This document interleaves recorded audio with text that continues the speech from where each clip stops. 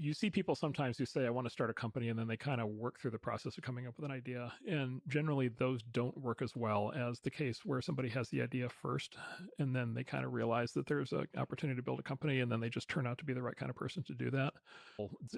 Success is never predictable, but it's more predictable if you start with a great idea and then back into starting the company. So this is what we did. We had Mosaic before we had Netscape. The Google guys had the Google search engine working at Stanford. Pierre Omidyar had eBay working before he left his previous job. It's also far easier to raise money, right? Like the ideal pitch that we receive is, here's the thing that works. Would you like to invest in our company or not? Yeah. Like that's so much easier than here's 30 slides with a dream, right?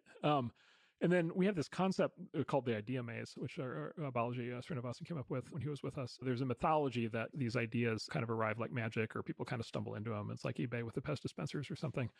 The reality usually with the big successes is that the founder has been chewing on the problem for 5 or 10 years before they start the company. And they often worked on it in school, or they even experimented on it when they were a kid. And they've been kind of training up over that period of time to be able to do the thing.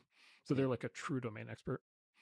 And it sort of sounds like mom and apple pie, which is, you want to be a domain expert in what you're doing. But the mythology is so strong of like, oh, I just had this idea in the shower and now I'm doing it. Like, it's generally not that.